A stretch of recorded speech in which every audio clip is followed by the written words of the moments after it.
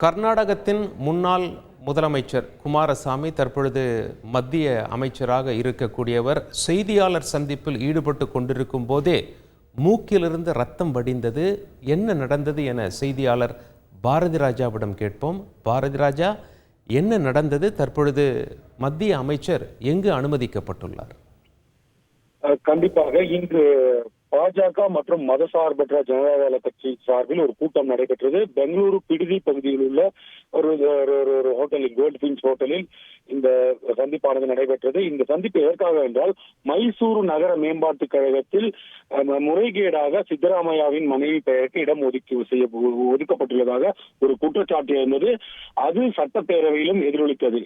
இதை கண்டித்து பெங்களூரிலிருந்து மைசூர் வரை பாத யாத்திரை செல்ல பாஜக முடிவு செய்தது. பாஜகவுடன் கூட்டணியில் உள்ள மதசார்பற்ற ஜனதாதள கட்சியும் என்ன நிலைப்பாடை மேற்கொள்கிறது என்பதை பொறுத்து இந்த கூட்டமானது நடைபெறுகிறது. இந்த கூட்டத்தில் மத்திய அமைச்சர் குமாரசாமி, அதே போல பாஜக மூத்த தலைவர் எடியூரப்பா, பிரகலாத் ஜோஷி ஆகியோர் கலந்து கொண்டார்கள். இந்த கூட்டம் நிறைவடைந்த பிறகு செய்தியாளர்களை சந்திப்பதற்காக முதலில் பேச தொடங்கியவர் குமாரசாமி.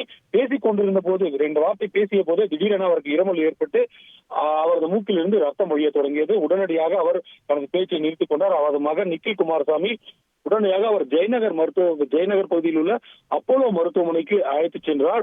அங்கு முதற்கட்ட சிகிச்சை. அவருக்கு ஏற்கனவே, அதாவது குமாரசாமிக்கு ஏற்கனவே 2 முறை இதய அறுவை சிகிச்சை செய்யப்பட்டிருப்பது குறிப்பிடத்தக்கது.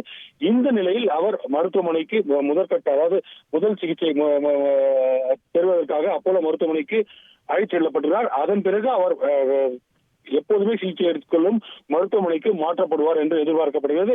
தற்போது அவரது உடல்நிலை என்ன என்பதெல்லாம் தகவல் தெரியவில்லை. ஏனென்றால் இந்த நிகழ்வு நடந்து சற்று நிமிடமே ஆயிருக்கிறது. எனவே தற்போதைக்கு அவர் மருத்துவமனையில் அனுமதிக்கப்பட்ட பிறகுதான் அவரது உடல்நிலை என்ன, மூக்கிலிருந்து ரத்தம் வழிந்ததற்காக காரணம் என்ன என்பது முழுமையாக தெரிய வரும். சலீம், உங்களுடைய தகவல்களுக்கு நன்றி பாரதி ராஜா. செய்தியாளர் சந்திப்பில் ஈடுபட்டு கொண்டிருக்கும் போதே மத்திய அமைச்சர் குமாரசாமி அவர்களுக்கு மூக்கிலிருந்து ரத்தம் திடீரென வடிந்தது.